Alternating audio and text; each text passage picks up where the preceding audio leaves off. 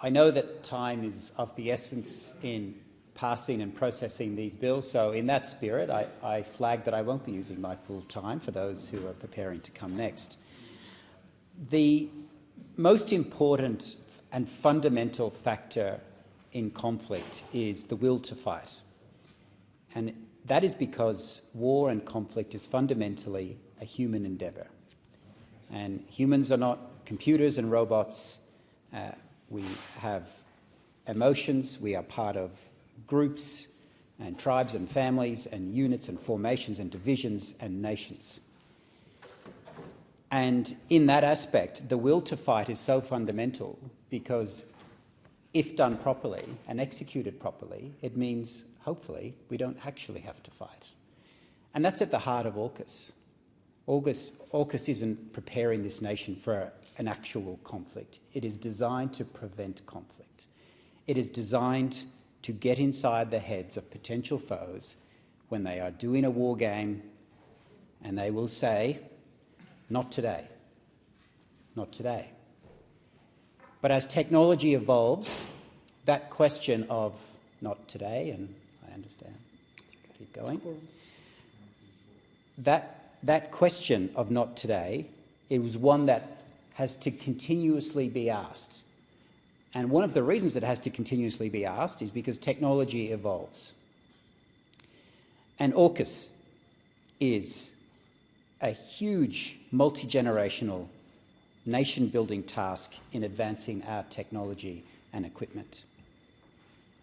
And you can't do that if we don't have the mechanisms to protect the secrets that underpin it. But we must never forget that what we are doing here also influences the humans that we rely upon to take great risks and fight in our name. And I acknowledge the member for Hunter here, and I was in his electorate on Monday to say farewell to the former member for Hunter's son, Jack Fitzgibbon, someone who put on our uniform and was prepared to sacrifice his life and did lose his life in the service of our nation. And we have in this nation 581,000 veterans. We have about just under 60,000 full-time members of the Defence Force, 32,000 reserves.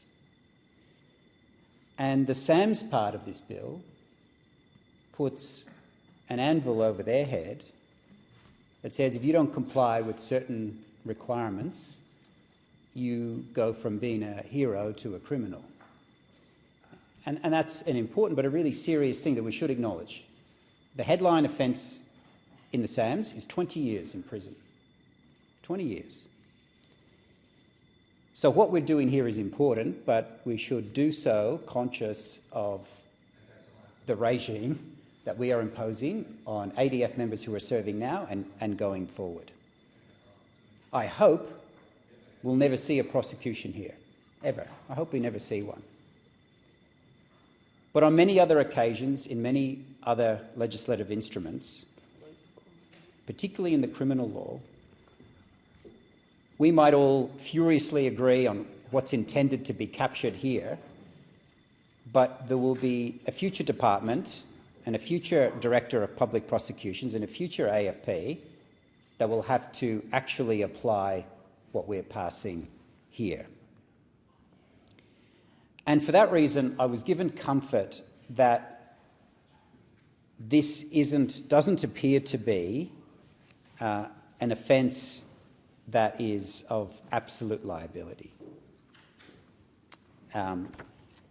It still has, on my reading of it, the defence of honest and reasonable mistake. And that is a common law defence that also exists in the Commonwealth Criminal Code in section 9.2, we talked about this morning, 9.2. And that's fundamental because, again, acknowledging the human in all of us, sometimes someone might miss the email, they were sick when the brief was given, they didn't fill in the form, or they didn't pay their mobile bill to receive the confirmation of what they had asked for. Now, ignorance of the law is not a defence, but the defence of honest and reasonable mistake is more than that. The defence of honest and reasonable mistake is really explained in the words. It's honest and that honesty is subjective to the person that's potentially being accused, and it's reasonable on an objective standard. A reasonable person would accept that excuse. And I'm glad that that defence exists here. The member for Fisher quite rightly said at the end of his address that we really need to make sure that the processing of these forms and the paperwork is done in a timely fashion. And I'll just give an example, Deputy Speaker. Let's say someone has served for 10 years in the ADF and they want to apply to a consulting firm or a defence contractor, and that company or firm does engage with a country or a nation in some capacity that has ambiguity about whether this applies. So to be on the safe side, their policy is go get this approval. And if that approval takes 8 months, 12 months, 18 months, that person won't get hired. And eventually they won't get asked. And we'll have a scenario where, through delay, veterans won't be employed in areas that they're highly suitable for. So that's why the Defence Committee that's going to have oversight of this is so important.